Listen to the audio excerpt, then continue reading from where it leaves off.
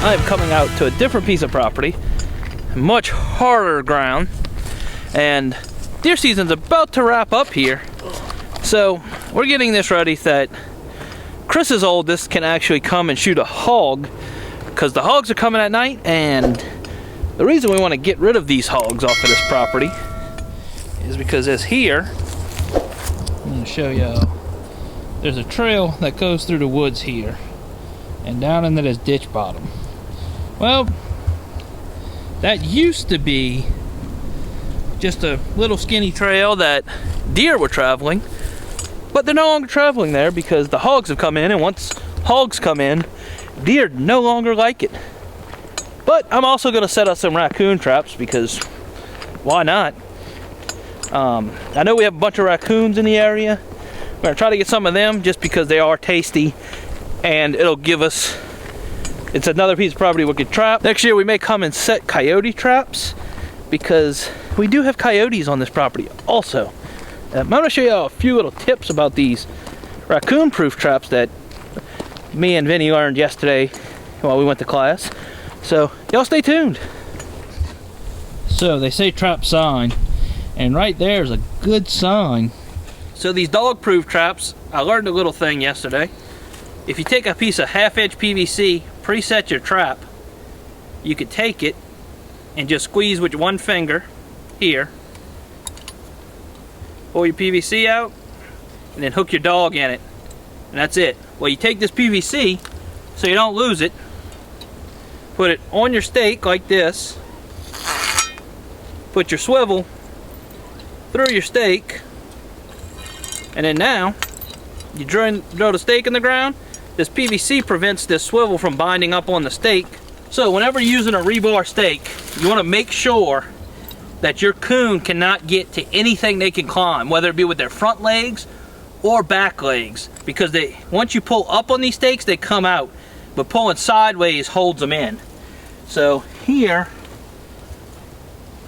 you shouldn't be able to get anywhere. I'm just gonna drive this stake into the ground. It's really soft, this ground. Yep, I just set my trap off there. Be careful while doing that. Drive your stake in the ground. But see, runs freely. Get my trap setter out.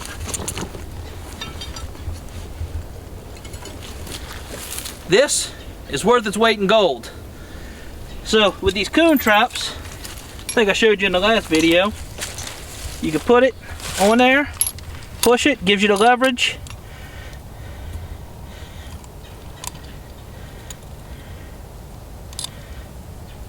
Just like that, that trap is now set. So whenever you place these, that was not placed yet, I'm going to fill it up.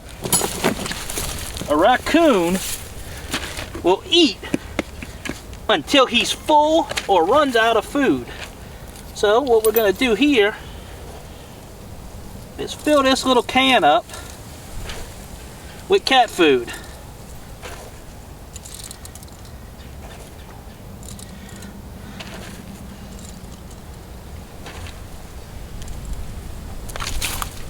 Then we're going to place it at a 45-degree angle like this. So a raccoon will always travel in the same direction. So you want to put it 45 to where its front paws, to where its toes are. So the can's angled like this, so that when he's walking, he actually runs into it with his nose. The last thing I want to do, that actually doesn't smell bad. It smells like moonshine, actually. It's called moonshine. It's a coon lore. I'm just going to take something here, dip it, and just get it to where them coons can smell it, and they'll start coming in to that. Whenever you set these, you want to make sure the dog and the spring and all is up towards the sky, away from the 45. That way it properly shoots, or properly will trigger when time comes. So the first thing you do whenever you buy trapping equipment, paint it orange, because I definitely forgot my stake driver right there in the ground. Alright, so what Chris is going to be doing is spreading some corn out take some logs and throw on top of it so the birds don't get to it. So it's the next day.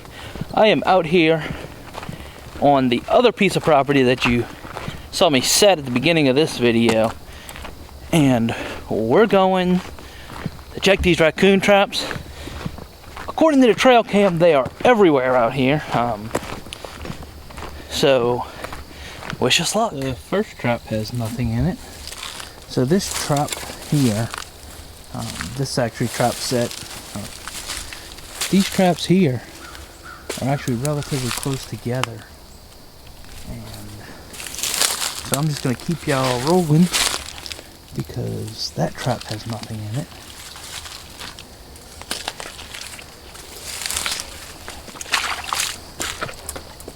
That trap got knocked over somehow, has nothing in it, and that trap has nothing in it.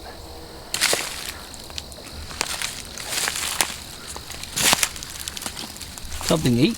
You can see something ate out of this trap.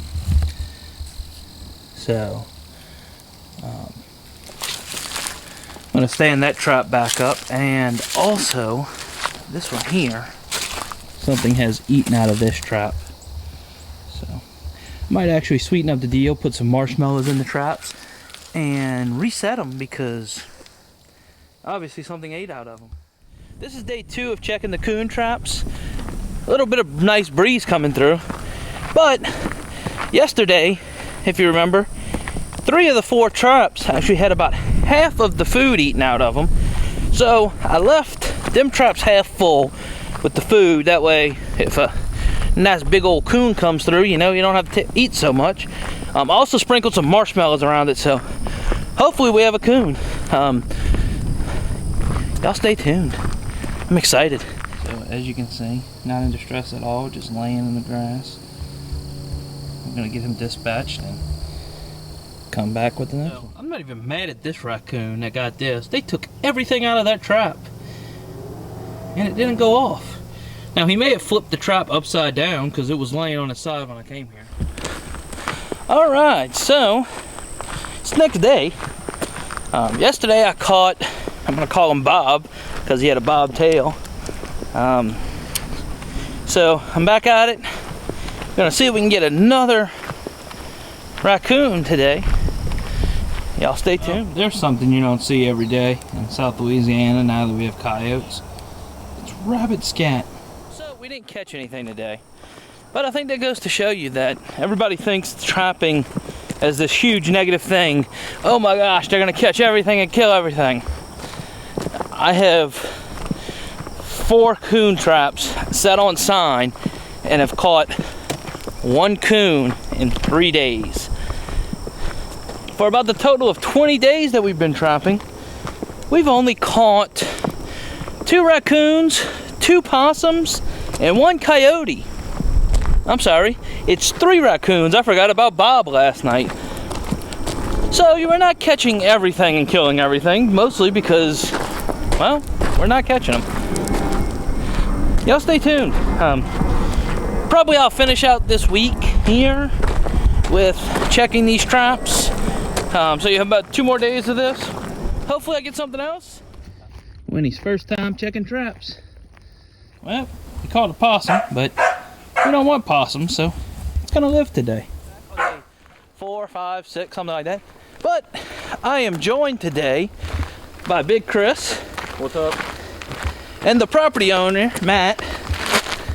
We are going to set out some corn, set up a light for Ryder's night hunt. So make sure you hit that subscribe button so you don't miss out on that night hunt for hogs. Okay, so no raccoons. They've hit the corn that's underneath the feeder, but I guess they don't like cat food. Man, they're supposed to look like cats. But anyway, so what we're doing is Chris done made this beautiful bracket here. And now he's zip tying. That's right, zip tying this here light. It may or may not have screwed up. But the way this light works is it'll turn green. It'll come on and turn green. That's good, right? Whenever a hoggy decides it wants to run up underneath it. Well, not just hogs, but yeah.